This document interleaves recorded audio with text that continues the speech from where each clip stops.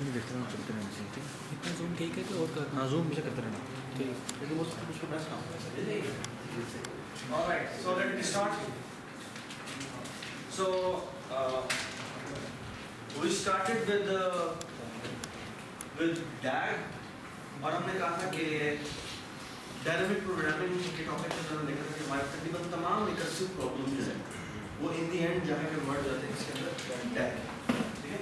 और DAG का मतलब सिर्फ ये है कि वो कि हम एक टास्क जो कि हम कंप्यूट कर रहे हैं हम उसे दोबारा कंप्यूट नहीं करेंगे, और अगर वो दोबारा कंप्यूट होने के लिए जाएगा तो actually it will become just a table lookup, ठीक है ना, कि हमने एक्चुअली वो वैल्यू कंप्यूट की हुई है उसको हमें से उठाना है, ठीक है ना। ऑलराइट, अच्छा हमने उससे पहले डैग से काम शुरू किया था। हमने कहा था डैग के अंदर आप एक्चुअली शॉर्टेस्ट पाथ निकालना हो या लॉन्गेस्ट पाथ निकालो, ये आप निकाल सकते हो, ठीक है। शॉर्टेस्ट पाथ करने के लिए हमने क्या किया था, हमने एक तरीका ये था कि हम टॉप डाउन जाते हैं। टॉप डाउन का मतलब है कि हमने ई तक डिस्टेंस निकालना है, तो हम ई से पीछे आए। ई से पीछे आने के लिए ई के ऊपर कहाँ से कॉल आ रही है, डी से आ रही है और बी से आ रही है, तो हम डी का डिस्टेंस निकालेंगे उसमें +1 करेंगे, डी का डिस्टेंस निकालेंगे उसमें +2 करेंगे, और बी अगर वो बी का डिस्टेंस के लिए जब कॉल जाए, डी के डिस्टेंस के लिए जब कॉल जाएगी तो ये फिर ये डिपेंडेंट है सी के ऊपर और डी के ऊपर, तो उसकी कैसे कॉल चली जाएगी और तब तक पीछे जाती रहेगी जब तक कि वो बेस के उसको हिट नहीं करती, ठीक है। अब फिर इस तरह से दोबारा वापस पीछे आएगी, और इसमें अगर आप देखें तो ई ने भी डी को कॉल किया, डी ने भी डी को, ये बात समझे। इस तरह फॉर एग्जांपल ए ने भी सी को कॉल किया और डी ने भी सी को कॉल किया, तो आप एक्चुअली एक ही चीज बहुत दफा कंप्यूट कर रहे हैं, है ना। अब इसको अवॉइड करने के लिए हमने फिर क्या किया था, हमने डायनामिक प्रोग्रामिंग यूज की कि अगर एक इससे निकल आया तो उसको वैल्यू हम रख देंगे और फिर हम दोबारा कंप्यूट नहीं करेंगे, ये बात समझे। तो एक तरीका ये था कि हम दोबारा से यही टॉप डाउन करते और साथ जो एक दफा वैल्यू कंप्यूट होगी उसके ऊपर वैल्यू लिख के रख दें ताकि दोबारा रिकर्सिव कॉल उसमें ना आए। अच्छा, और एक तरीका ये कि हम ऊपर से नीचे आते हैं। इसमें प्रॉब्लम था, इवन अगर आप आंसर सेव भी कर रहे हैं तो भी एक प्रॉब्लम था। तो क्या प्रॉब्लम था? हाँ, कि स्टैक जो है वो लिमिटेड मेमोरी होती है, वो आपका अगर आपकी डेप्थ बहुत ज़्यादा हो जाए तो फिर वो ओवरफ्लो हो जाता है, और उसके को कवर करने के लिए फिर हमने एक्चुअली बॉटम अप अप्रोच देखी थी, और वो कहते क्या है कि हम बेस कैसे शुरू करते हैं, ठीक है, और यहाँ से टोपोलॉजिकल ऑर्डर में आगे चलना शुरू करते हैं। Does it make sense? तो हम एक्चुअली क्या करेंगे, यहाँ से जितनी एजेस जा रही हैं रिलैक्स कर देंगे। रिलैक्स का मतलब होता है कि शुरू में सब पे इंफिनिटी लिखा हुआ है, तो 0 + 2 is 2, तो 2 कम है, इंफिनिटी कम, 2 कम है तो 2 रिप्लेस हो गया, ठीक है। और ये 0 + 1 is 1, तो यहाँ पर 1 रिप्लेस हो गया। इस तरह से 2 + 4 6 छोटा है या 1 छोटा है, 1 छोटा, तो वो ये वाली एज जो है वो नहीं सेव करेगा, एंड सो ऑन, ठीक है। ये हम टोपोलॉजिकल ऑर्डर में ट्रैवर्स करते हैं, हम ये वैल्यू निकालते हैं, ठीक है जी। ये हमने मिनिमम के लिए किया था। अगर हम मैक्सिमम निकालें तो मैक्सिमम निकालने के लिए हमें क्या करना पड़ेगा, हाँ, one difference will be max, ठीक है। और कल मैं ये स्लाइड देखा, मुझे आई आल्सो फेल्ट कि there is another mistake here, तो माइनस इंफिनिटी है। शाबाश, यहाँ पर हमने पॉजिटिव इंफिनिटी लिखा था, वहाँ पर हमें माइनस नेगेटिव इंफिनिटी लिखा था, बात सुने? Yes sir. Everybody understand? So keep this thing in mind कि मैक्स सिर्फ मैक्स से काम नहीं चलेगा। आप ये मैंने गलती की भी यहाँ पर एक्चुअली माइनस इंफिनिटी आता है, ठीक है, यहाँ पर नेगेटिव इंफिनिटी होगा, बिकॉज यू आर मैक्सिमाइजिंग, तो आप मिनिमम से नीचे आ सकते। ये बात सुन रहे हैं, ठीक है। चलिए जी, उसके बाद हमने कैटलन नंबर देखा था, ठीक है।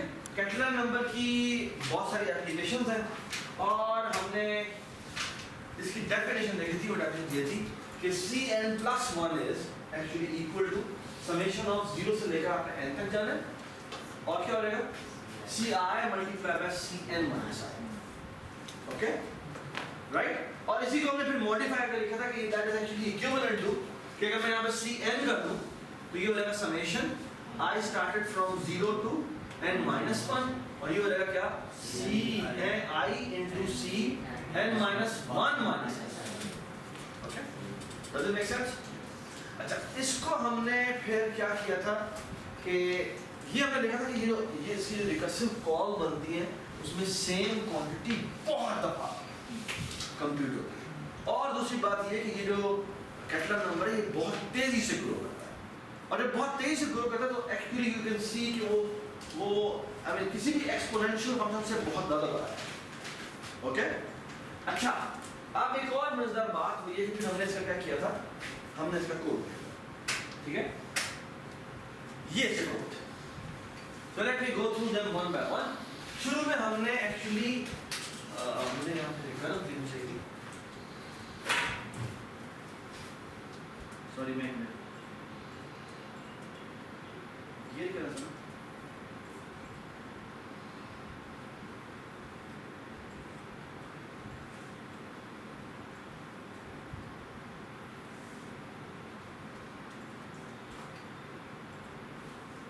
जी।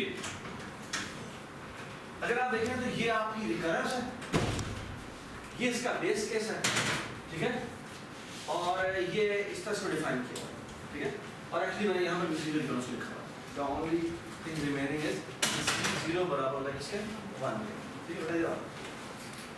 अच्छा, लुक एट दिस, क्या है, हमने गोल कैसे किया था, हमने कहा था i = 0 से शुरू किया हमने, और कहां तक गए, i is less than n तक गए, एक्चुअली लेस देन और इक्वल टू n - 1 तक गए, ठीक है, और यहाँ पे क्या आएगा, यहाँ पे सम प्लस इक्वल टू हो जाएगा क्या, Catalan i into Catalan n - 1 minus i। Does it make sense? ठीक है, ये हमने कोड किया।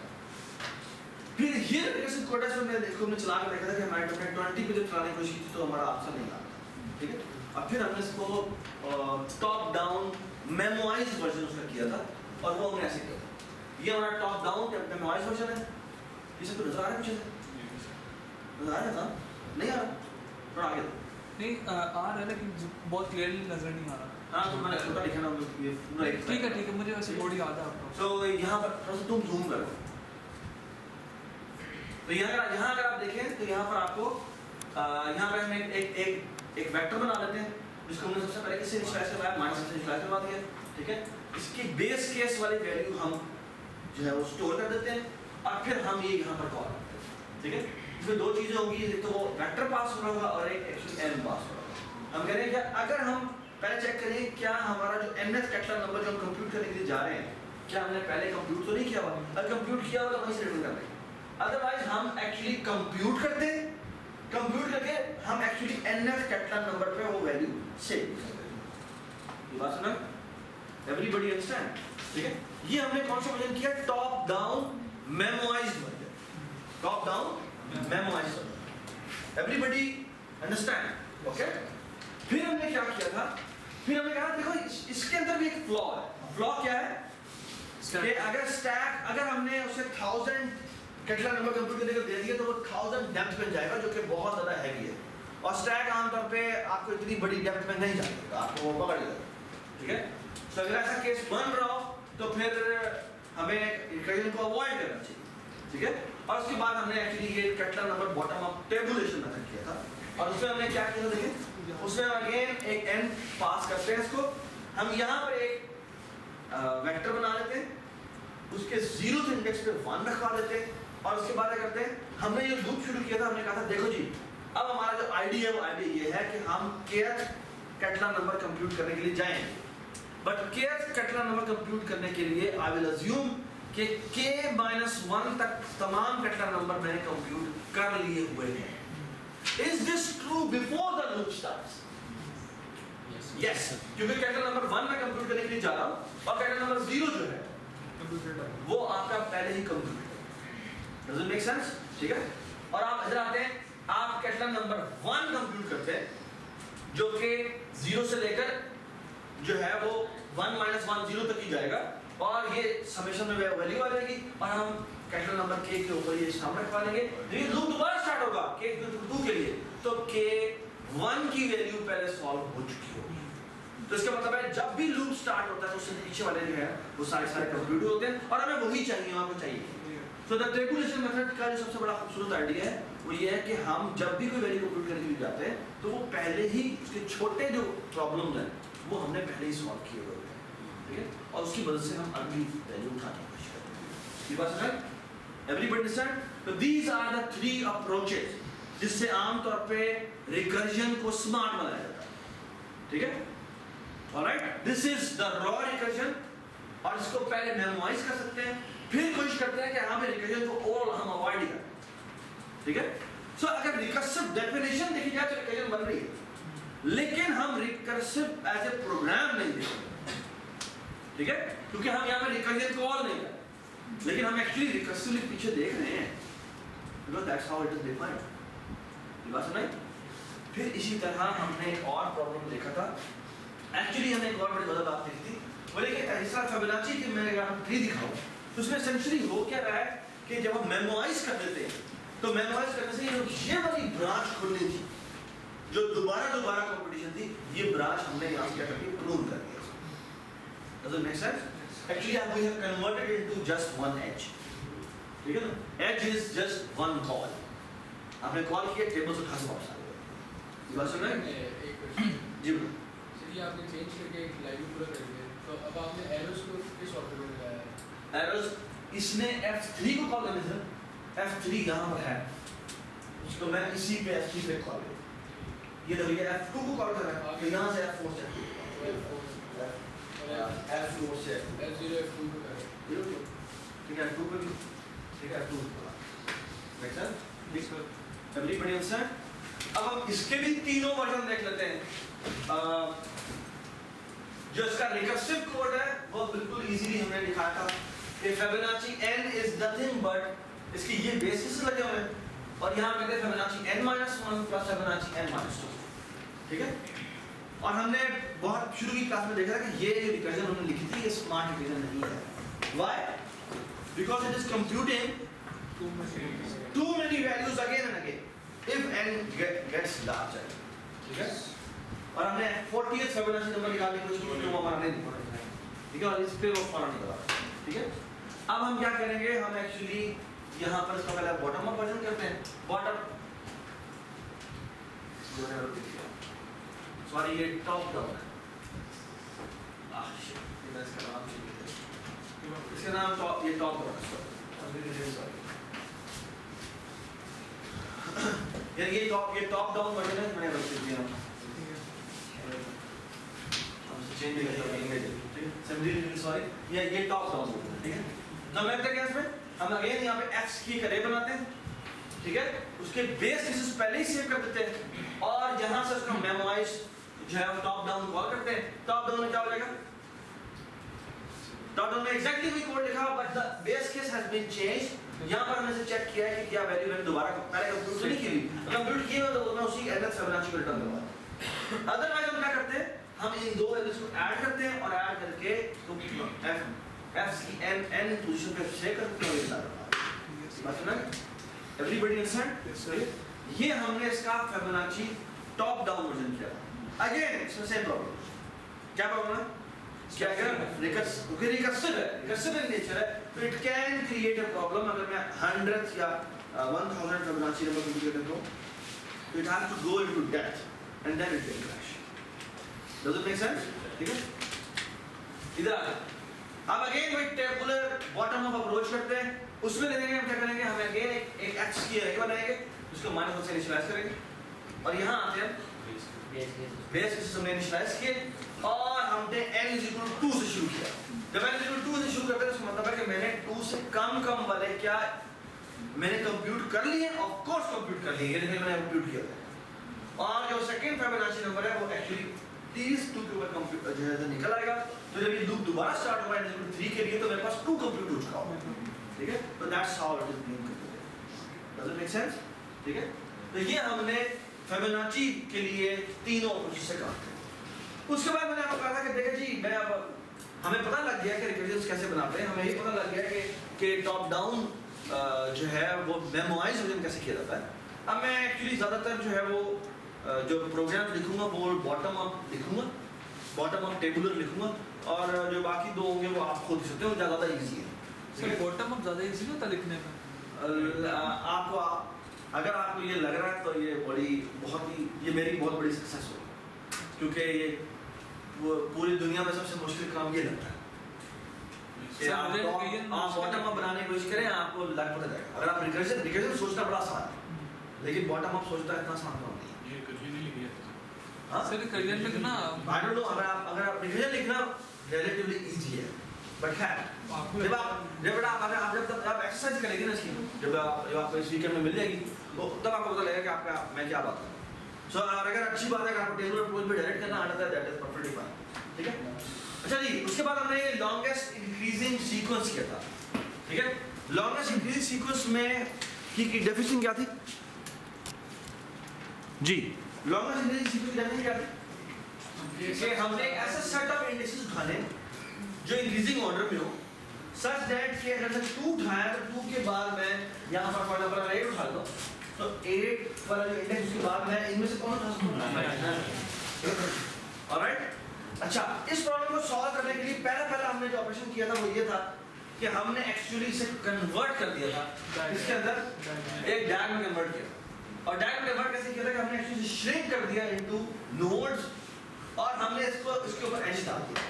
और एजेस कैसे इंट्रोड्यूस किए कि किसके साथ ये वैलिड कनेक्शन बना सकता है, हर एलिमेंट अपना किसके साथ वैलिड कनेक्शन बना सकता है। और वैलिड कनेक्शन इस तरह बना सकता है कि अगर मैं क्या कर रहा हूँ, अगर मैं इससे मुझे कोई बड़ी वैल्यू, क्योंकि मैं इंक्रीजिंग सीक्वेंस दिखाना चाहता हूँ, मतलब इंक्रीजिंग कर रहा होगा तो उल्टा होता है, यानी कि मैं उनकी तरफ एज फेंकता जो उससे छोटे हैं। सर एक बात बताइएगा, रे से डैग में कन्वर्जन की कॉस्ट कितनी पड़ती है? काफी ज्यादा पड़ती है, V+C। आई डोंट नो, और उसके फाइल को लेके सारा बैच का आगे तो उसको सारा करना पड़ेगा। बिल्कुल करना पड़ेगा सर स्क्वायर में कितने देगा? सारा करना पड़ेगा, 20 स्क्वायर में तो V स्क्वायर लगेगी, हां इसको लेके ठीक है, क्योंकि E पोटेंशियली V स्क्वायर हो सकती है, बिल्कुल। तो इसी ठीक है। Everybody understand? ठीक है, सो फार सो गुड। सो ये हमने कन्वर्जन कर ली, उसके बाद हमने एक बड़ी खूबसूरत ट्रांसफॉर्मेशन की थी, और वो हमने ट्रांसफॉर्मेशन ये की कि हमने कहा ऐसा करते हैं कि असल में इशू क्या था? इशू ये था कि हमें इन्होंने लॉन्गेस्ट सीक्वेंस निकाल दिया ना। लॉन्गेस्ट सीक्वेंस निकालने का मतलब है मुझे नहीं पता स्टार्ट वो कहां से होगा, वो यहां से भी स्टार्ट हो सकता है, यहां से भी स्टार्ट हो सकता है। अब देखो लॉन्गेस्ट सीक्वेंस जो है वो एक्चुअली स्टार्ट यहां से होता है, यहां से नहीं होता। तो मैं इसको सॉल्व करूं, इसको सॉल्व करना पड़ेगा ना। एक्चुअली पोटेंशियली हर एलिमेंट सोर्स हो सकता है, यस इट्स ओके, वहां से हमारी सीक्वेंस स्टार्ट हो सकती है। तो इशू ये है कि एक तरीका ये है कि मैं सोर्स ना इंट्रोड्यूस करता, मैं कहता भाई हर एक को as a starting vertex use करो और उससे जो है क्या निकालो, उससे जो है वो पाथ निकालने की कोशिश करो। ये बात समझ रहे? उससे पाथ निकालने की कोशिश करो। Does it make sense? और जो सबसे लंबा पाथ होगा वो मेरा लॉन्गेस्ट पाथ होगा, वो मेरा आंसर होगा। ये बात समझ? तो मुझे पहले इसको एज ए सोर्स ट्रीट करना पड़ेगा, फिर इसको एज ए सोर्स ट्रीट करना पड़ेगा। मुझे आई मीन लॉन्गेस्ट पाथ निकालने के लिए जो भी मुझे डैग के लिए मुझे जो तरीका होता है, मुझे हर एक को एज ए सोर्स ट्रीट करके मुझे सारे डिस्टेंस निकालने पड़ेंगे। मतलब हर उस पे रखकर वर्टेक्स पे रखकर हर पहले मैं इसको सोर्स लूंगा और इसके ऊपर लिनियराइज ऑर्डर पे ट्रैवर्स करूंगा, फिर मैं इसको सोर्स लूंगा और लिनियराइज ऑर्डर पे ट्रैवर्स करूंगा। उसी केस में ये वाला इंफिनिटी आएगा, जो कि मुझे जरूरत नहीं, मैं लॉन्गेस्ट पाथ निकाल रहा हूं। ये बात समझ? तो मैं हर एक को सोर्स ट्रीट करके मैं लॉन्गेस्ट पाथ निकालने की कोशिश करता हूं। अच्छा, और उसमें से कौन सा वाला मैं चूज करूंगा जिसका लॉन्गेस्ट पाथ जो है सबसे बड़ा आता है। ये बात समझना कि इसका लॉन्गेस्ट पाथ सबसे बड़ा आता है। Everybody understand? ठीक है, उसी कंप्लेक्सिटी काफी ज्यादा हो रही है, ठीक है।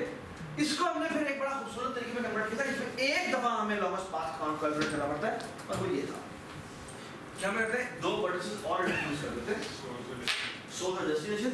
सोर्स से तमाम के ऊपर एजेस फेंक और डेस्टिनेशन के ऊपर भी तमाम से एजेस इस तरफ फेंक। बात है? और अब हम प्रॉब्लम सॉल्व करते हैं S से D तक का लॉन्गेस्ट पाथ का, ठीक है। अब S से D तक का जो लॉन्गेस्ट पाथ है वो इधर से भी हो सकता है, वो इधर से भी हो सकता है, वो जहां से मर्जी हो जाए। So actually in a way I have said कि मैं तमाम वर्टिसेस को एज ए सोर्स ट्रीट करवा रहा हूं। ये बात सुनाई? और अब हमारा जो प्रॉब्लम है वो एक दफा लॉन्गेस्ट पाथ वाला जो हमने एल्गो लिखा है, वो सबसे पहला वाला एल्गो था, वो हम कॉल करेंगे और हमारा लॉन्गेस्ट पाथ आएगा। ये बात सुनाई? ठीक है, कि इसको एज ए सोर्स ट्रीट करवा सर ये दोबारा बताइएगा बात क्या कि सोर्स और डेस्टिनेशन रखने के बाद क्या करना है? हमने एनएस इस सोर्स से तमाम के ना लॉन्गेस्ट डिस्टेंस निकाल, लॉन्गेस्ट डिस्टेंस। मतलब वो करेगा क्या? सोर्स से चलना शुरू होगा, डीएफएस कॉल करेगा, हर किसी को अपना सोर्स बना क्या देगा। करेगा? पाथ कैसे अभी find- मैंने ये क्या किया, ठीक है, ये कॉल करेगा, ओके ये हमने अभी भी किया हुआ है लॉन्गेस्ट पाथ, ठीक है, ये कॉल कर देगा और सोर्स उसका ये है, उसका सोर्स वो है, ओके और उसमें वो लॉन्गेस्ट पाथ निकाल के ले आएगा, ठीक है। और जो लॉन्गेस्ट पाथ आएगा वो हमारा आंसर होगा। सर कभी इस तरह नहीं हो सकता कि सोर्स तो हमारा सबका सेम है, वो बार बार एक ही साइड पे जाती है? हर बार क्या सोर्स सबका सेम है ना, हाँ। मतलब सोर्स से डिफरेंट जगहों पे जा रहा है, तो? लेकिन सोर्स से हमेशा ए से होकर कहीं हो जाए, ए पे ही जाता रहे बार बार। मैक्सिमम मैंने मैक्सिमम डिस्टेंस निकाला है, जिसके थ्रू बेहतर होगा वो चला जाएगा, ठीक ये जो सबसे बेहतर देगा लॉन्गेस्ट पाथ देगा उस तरह चला जाएगा। और हमें एलो ठीक है, वो एक फॉर लूप लगाओ बस, ठीक है। सिंपली तो ये किया ना कि हर नोड को सोर्स बना दिया। हमने हर जगह कुछ ठीक है, ठीक है। ठीक है, अच्छा लेकिन प्रैक्टिकली कभी भी ऐसे कोड नहीं होता। प्रैक्टिकली आप एक अरे को ग्राफ में लेके जा रहे हैं, ग्राफ में जाकर सॉल्व कर रहे हैं, और ग्राफ में कन्वर्जन की कॉस्ट n स्क्वायर है जो कि बहुत ज़्यादा कॉस्टली है, ठीक है। सो द थिंग इज यूजुअली ऐसा नहीं होता, यूजुअली आपको कहा जाता है कि आप एक्चुअली अरे के अंदर ही रह के सॉल्व करें, ओके ठीक है ना। तो एक्चुअली फिर हमने इसका क्या किया था, हमने एक्चुअली इसकी पहले हमने ये इम्प्लीमेंटेशन नहीं की थी, और फिर हमने कहा था क्या करें हमने कहा था कि हम हर वर्टेक्स पे जाते हैं, हमें कहा ये था कि हम jth की मैं ऐसी लॉन्गेस्ट किसी चीज़ को निकालूंगा जो कि j इंडेक्स पे एंड हो रही है, ठीक है। हमने कहा था जो j इंडेक्स पे क्या हो रही होगी, एंड पे। अब उसके लिए क्या किया था, उसके लिए मैंने कहा था देखो जी जो j इंडेक्स पे एंड हो रही है, हम देखते हैं तमाम वो एजेस जो j की तरफ आ रही है। चलो देखो, I am looking at all the edges which are coming to j, I are all those vertices जिनके से आप j के ऊपर एज फेंक रहे हैं, ठीक है। और मैं कहता क्या हूँ कि हाँ I is smaller than j, yes you are right, ठीक है। I is smaller than j, it should start belling you something, ठीक है ना। कि हमारा एक्चुअली याद है मैं रिकजन में हम कर रहे थे काम, अभी हमने जब टॉप डाउन अप्रोच जो बॉटम अप्रोच देखी थी, तो जब kth वैल्यू कंप्यूट करने के लिए जाते हैं तो k -1 तक सारे कंप्यूट हो गए, है ना। तो ये actually that's just telling you some sort of end. तो जब मैं jth कंप्यूट करने के लिए जा रहा हूँ तो I उससे पहले जितने भी हैं वो सारे कंप्यूटेड होंगे, और मुझे पता है कि इस सिनेरियो में मेरी ये किसी भी वर्टेक्स पे जब एज आती है वो कहीं यहाँ से यहाँ पे आ सकती है, क्योंकि बैक एज है ही इसमें झंडा है, तो एजेस हमेशा इधर से आएगा, ठीक है। सो हम करेंगे क्या, हम जितनी भी एजेस आ रही है, मतलब 9 पे कितनी एजेस आ रही है, 9 पे 6 से भी आ रही है, एक्चुअली इन तमाम से एजेस आ रही है, तो मुझे इन तमाम को देखना पड़ेगा। तो मैं देखूँगा किसकी सबसे मैक्सिमम वैल्यू कंप्यूट हुई है, जिसकी मैक्सिमम कंप्यूट हुई है मैं उसी को एक्सटेंड करूँ। सर ये +1 भी होगा, +1 इसलिए कि अपने आप को भी ऐड करना, ओके ठीक है।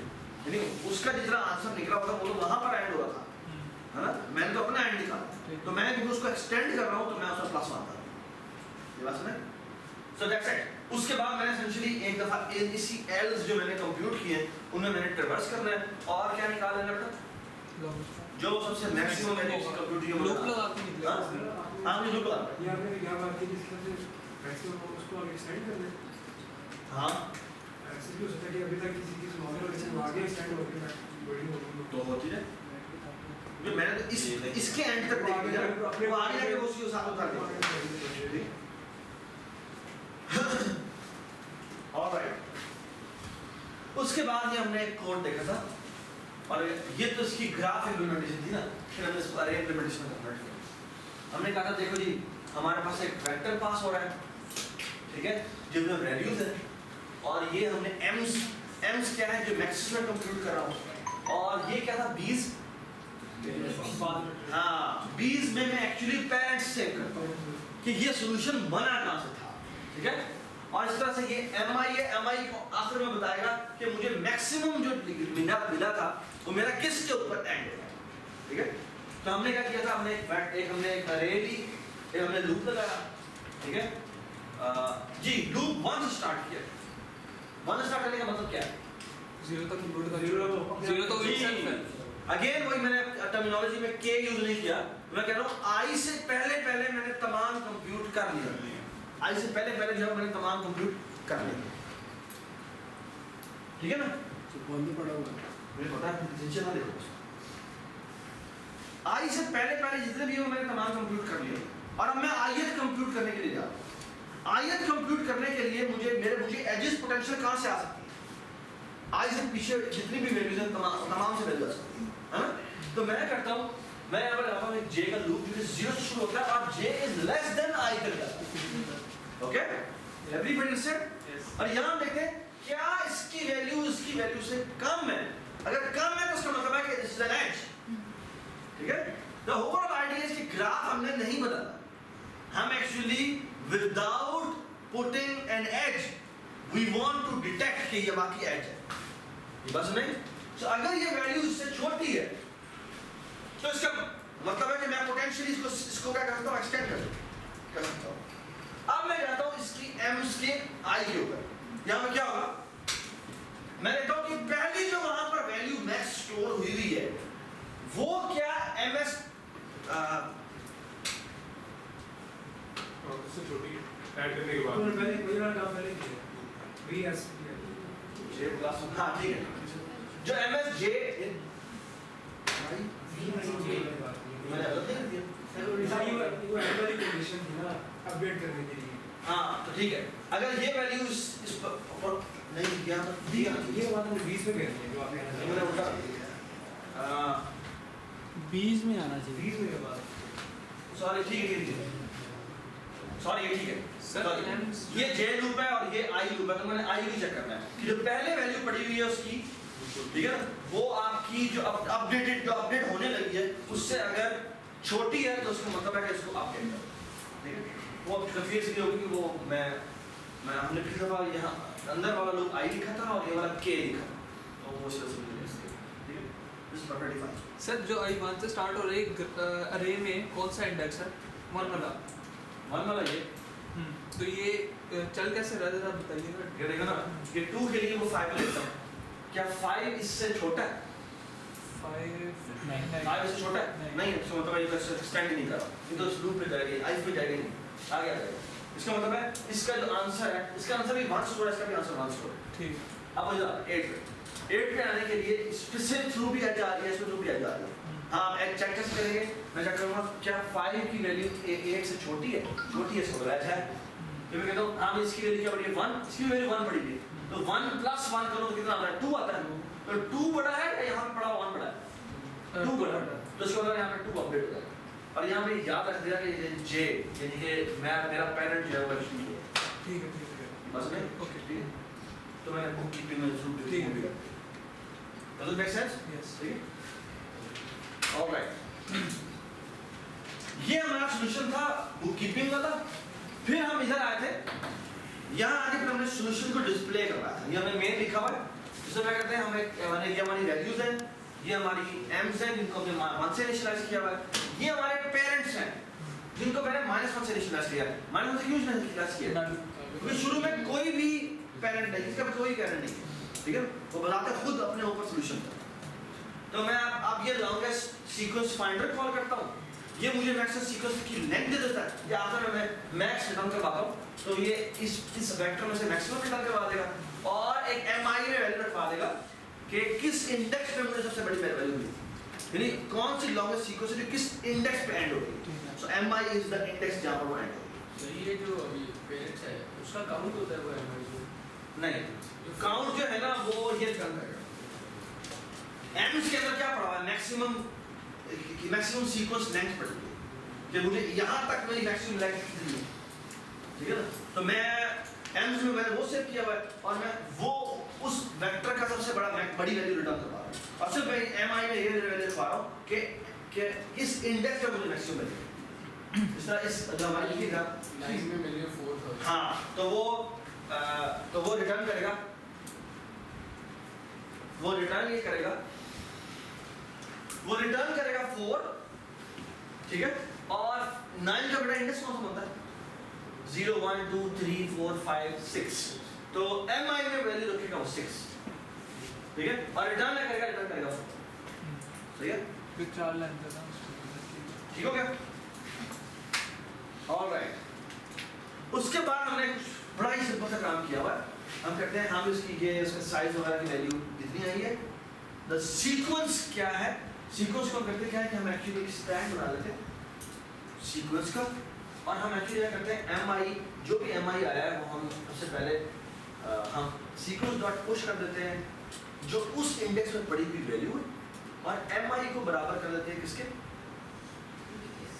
बुक कीपिंग में उसका जो पेरेंट है, क्योंकि बुक कीपिंग में उसका पेरेंट से हुआ है ना, तो हम कहते हैं हाँ भाई अब इसको mi को अपडेट करें। शुरू में mi जो इंडेक्स आया वो किस बुक उसका है 9 का है, और फिर जब हम उसके पेरेंट पे जाते हैं तो वो पेरेंट कौन होगा, अगर मैं यहाँ पर वो वैल्यू पे सेव कर दूँ, अगर मैं इससे पिछली स्लाइड वाली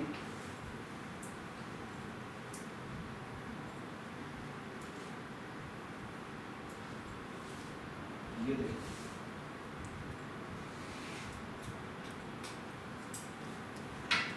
हाँ जी बताएं भैया, मैं इसके हिसाब से देखूं तो 9 इसने रिटर्न करवाना है, राइट। सो मैं कह रहा हूँ कि इस वक्त mi में क्या सेव है, ये सेव है जो 6 था।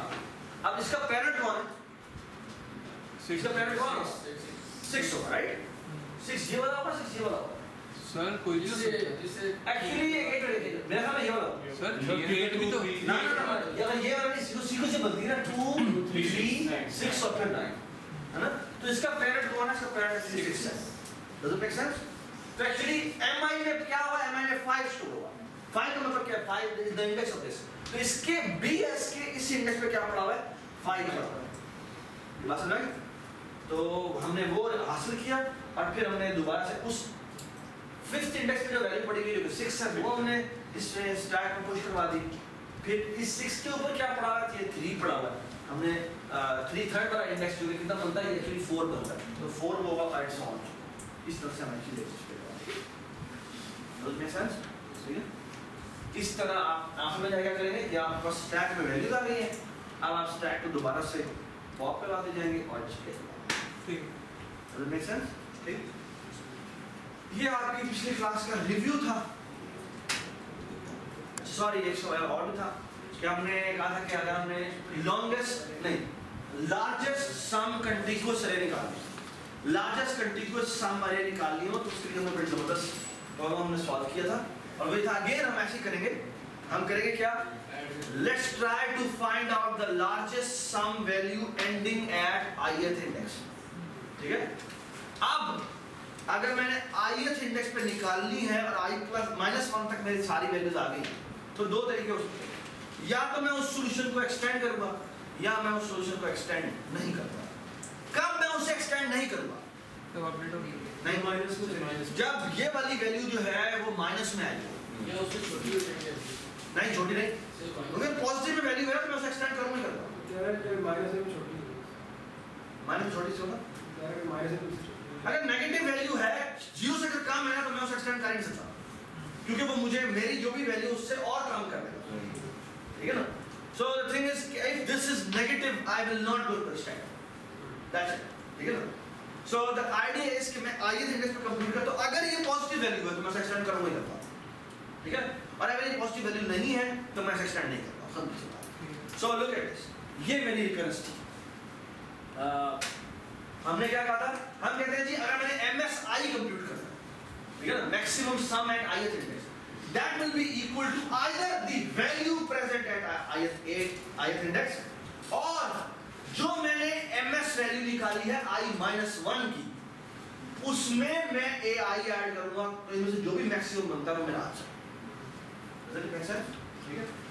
और फिर हमने इसका कोड लिखा था, और वो कोड इस तरह का था कि पहले मैं मैक्स सोफा रखता हूँ, उसको मैं मिनिमम वैल्यू सेट करता हूँ, तो मैक्सिमम रखना चाह रहा हूँ, और मैक्सिमम एंडिंग हेयर को मैं 0 करता हूँ, और करता क्या है मैक्सिमम एंडिंग हेयर में मैं पहले उसकी एक्सटेंशन निकालता हूँ, इसमें ai ऐड करता हूँ, और मैं देखता हूँ फिर कि जो अगर मैक्सिमम एंडिंग हेयर जो है वो <0 बन रहा है, इसका मतलब क्या है, तो फिर ऐसा करो मैक्सिमम एंडिंग हेयर को खत्म कर, अदरवाइज हम सिर्फ ये चीज चेक करते हैं कि क्या हमारा ये जो मैक्सिमम एंडिंग हेयर हमने निकाला है क्या ये मैक्सिमम सो फार से छोटा है, अगर छोटा है तो हम करेंगे अपडेट सर ये less than equal to zero क्यों नहीं रखा? सॉरी दोबारा बोलो। इक्वल टू जीरो क्यों नहीं रखा? Less than equal to 0। हां डजंट मैटर। वैसे जीरो पे भी उसको जी अगर complete वैसे करना 0 चाहिए। निकल रही तो मैं मसला नहीं। ठीक है? सर ये वाला चेक ऊपर नहीं आना चाहिए था। सॉरी चेक ये वाला नीचे वाला चेक ऊपर नहीं आना चाहिए। ये वाला चेक नहीं क्यों नहीं? ऐसा यहाँ पढ़ा 2 यहाँ पढ़ा माइनस क्या होगा इसमें इसमें 2 आएगा, तो 2 आएगा इस पे क्या आएगा इसमें -1 माइनस इसकी मैक्सिमम एंडिंग जो है 2। इस पे वैल्यू तो निकालनी है ना इस पे वैल्यू निकालनी तो है ना ठीक है तो थिंग इज एक तरीका ऐसा पहले ये मैंने बिल्कुल क्रूड वर्जन लिखा हुआ है आप भी चाहें तो इसको अगेन वही बुक कीपिंग से भी कर सकते हैं आप साथ साथ से करते हैं जैसे ही आपका max update so maximum so far update हो आप क्या करें स्टोर कर लेना है। आप स्टोर कर लें कि इसकी कॉरस्पॉन्डिंग इंडेक्स का होता है ठीक है ताकि बाद में आप दिखा सकें कि एक्चुअली जो मेरा सम निकला है वो यहाँ से लेकर यहाँ तक निकला अगर कैसे निकला पैरेंट पैरेंट पैरेंट पैरेंट करते करते जब आप -1 वाले पैरेंट पहुँचेंगे तो आपको हो जाएगा ठीक है ये आपकी एक्सरसाइज है जो कि आपने साइन कर ठीक है लेट्स स्टार्ट द लेक्चर हमारे पास ये प्रॉब्लम है इसका नाम है rod cutting problem very very famous problem मैं आपको एक्सप्लेन कर दिया था कि आपके पास एक बड़ी सी रॉड है आप लेट्स से लोहार के पास जाते हैं लोहार चाहता ये है आपने लोहार को हेल्प कर ठीक है आप उसके बिजनेस पार्टनर बने ठीक है और वो ही want to maximize his profit ठीक है और डिफरेंट पोजीशन के ऊपर आप कट लगा सकते हैं ठीक है लेकिन हर पोजीशन जो है वो एक डिफरेंट आपको प्रॉफिट देती है अगर आप छोटी सी लेने की जाएंगे तो आपको 1 का प्रॉफिट मिलेगा अगर आप 2 लेंथ की बनाते हैं तो आपको 5 का प्रॉफिट मिलेगा 3 की बनाते हैं तो आपको 8 का प्रॉफिट मिलता है ये आपके सारे प्रॉफिट हैं ठीक है एवरीबॉडी इज विद मी ठीक है stand up please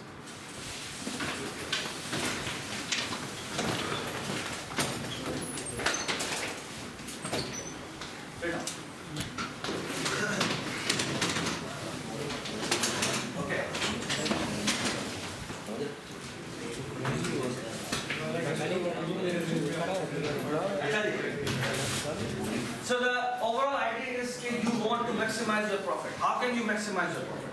That's the question.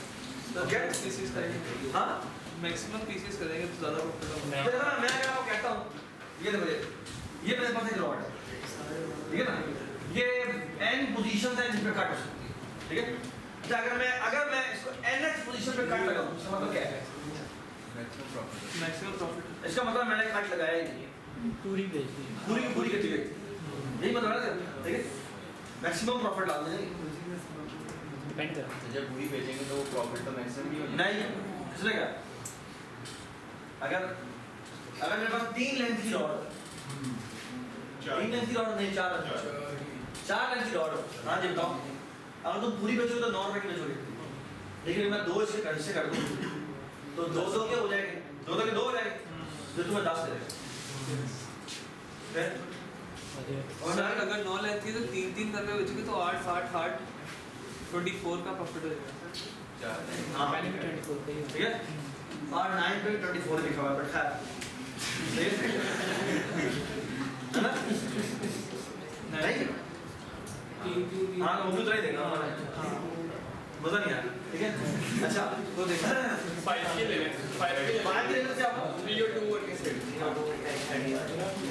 Sir लेकिन अगर 6 और 3 की करके बेचेंगे ना तो प्रॉफिट हो जाएगा 9 से 6 जो सा 17 दे रहा और 3 जो सा 8 दे रहा 25 हो जाएगा 25 हो जाएगा यस सर ओह अच्छा आ गया ये देखो बात सुनो यस सर 25 की ले हाँ अच्छा आ गया 6 पे 17 होता है फाइनल आपको और 3 पे कितना होता है 8 होता है 6 और 3 कितने बनते हैं 9 बनते हैं तो प्रॉफिट कितना आएगा 25 ठीक है ये आपका फायदा है ना अच्छा जी अब आपको ये समझ में आ रही है कि आपको सारी पॉसिबिलिटीज ट्राई करनी राइट सर जो भी है वो हो सकता है एक ये जो यूनिट लिखे हुए वो 1 रुपया ना वो 1 लाख हो सकता है वो सोने का रहो और आप तो हाय हाय एक तो बड़ा मसला हो जाएगा। चलिए, everybody is with me? अच्छा, now what do I want to do? I want to compute my optimal answer. कि मेरे पास जितनी भी लेंथ की लॉर्ड हो मैं आंसर निकालना चाहता हूँ। Everybody understand? ठीक है? Now look at this. कि let's try to figure out first the recurrence. इसकी recurrence निकालने की कोशिश करना है।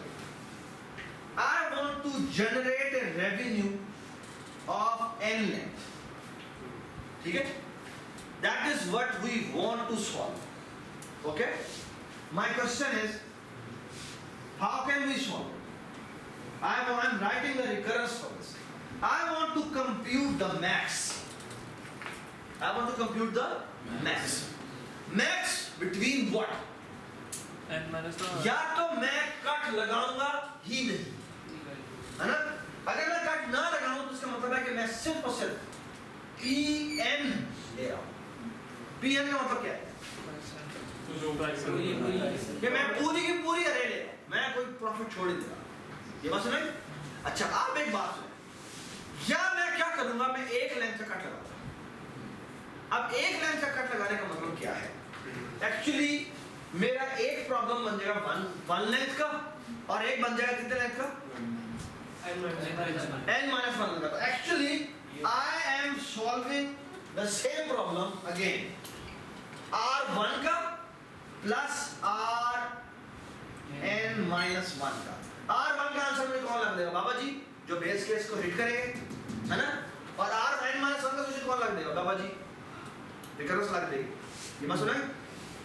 ये मेरे पास एक पॉसिबिलिटी है। Is this the only possibility? Yes sir? R1 को बाबा जी करिए।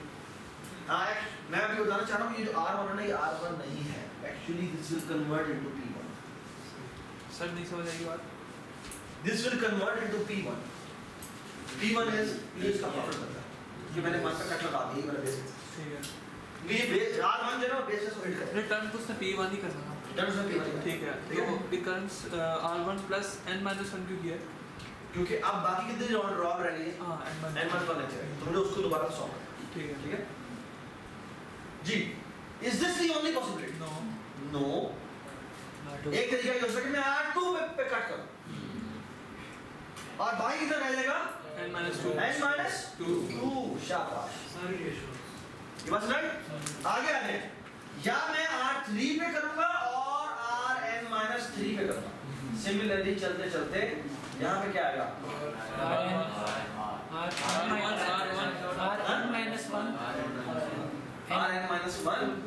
प्लस और यहाँ प्लस R1 इसमें कोई फर्क है? नहीं सर ये फिजूल में कम सर ये कैटलन सीरीज है लेकिन नहीं, कलान करें Catalan प्लस ना कंट्रोल ये वो ट्री बन रहा है ना, पहले आप अभी बताता हूँ, थोड़ा सा सब्र करना। अच्छा, ये जो हमने रिकरेंस बनाई है ना, यू कैन सी कि ये रिकरेंस इतनी अच्छी रही है।